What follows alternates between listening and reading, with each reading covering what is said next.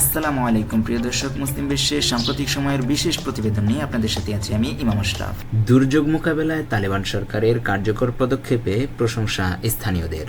গত রবিবার মধ্যরাতে আফগানিস্তানের পূর্বাঞ্চলে ভয়াবহ এক ভূমিকম্প আঘাত হানে। পাকিস্তান সীমান্ত ঘেঁষা কুনার, নুরিস্তান ও লাগমান প্রদেশ জুড়ে অনুভূত হওয়া এই 6.0 মাত্রা ভূমিকম্পে প্রাণ হারিয়েছেন এ পর্যন্ত কমপক্ষে 2000 এবং আহত হয়েছেন প্রায় 4000। এখনও চলমান রয়েছে উদ্ধার কাজ। প্রিয় দর্শক, যুক্তরাষ্ট্রের ভূতাত্ত্বিক জরিপ সংস্থা USGS জানিয়েছে ভূমিকম্পটির কেন্দ্রস্থল ছিল জালালাবাদ শহর থেকে 27 কিলোমিটার পূর্বে এবং ভূপৃষ্ঠ থেকে মাত্র 8 কিলোমিটার গভীরে।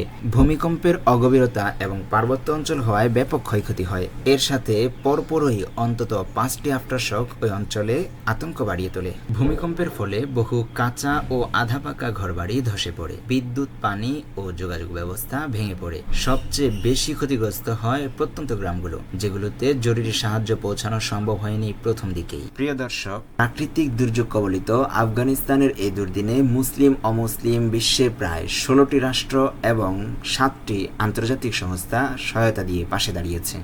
এই দুর্যোগে সবচেয়ে প্রশংসনীয় হয়ে উঠেছে স্থানীয় জনগণের ভূমিকা।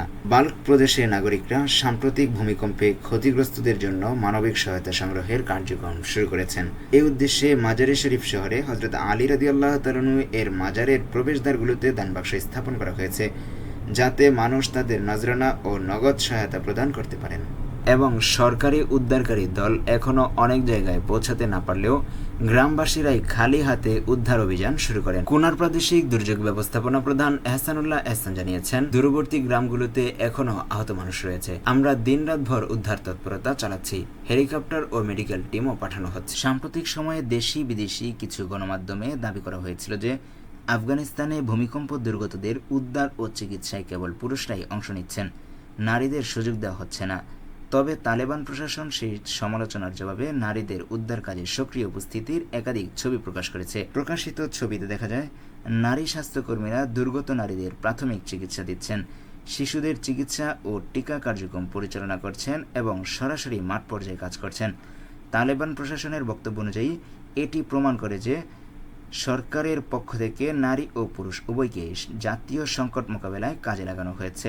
বিশেষ করে নারী স্বাস্থ্যকর্মীদের সক্রিয় অংশগ্রহণ দুর্গত এলাকায় নারী ও শিশুদের জন্য বিশেষ স্বস্তি ও আস্থার পরিবেশ তৈরি করেছে। তবে বিশেষজ্ঞরা বলছেন, ভবিষ্যতে এমন বিপর্যয় মোকাবেলায় ভূমিকম্প সহনশীল অবকাঠামো গড়ে তোলা জরুরি। একই সাথে স্থানীয় জনগণের দুর্যোগ প্রস্তুতি ও প্রশিক্ষণও অপরিহার্য। প্রিয় দর্শক, এই ভয়াবহ প্রাকৃতিক বিপর্যয়ের মধ্যেও আশার আলো দেখা যাচ্ছে।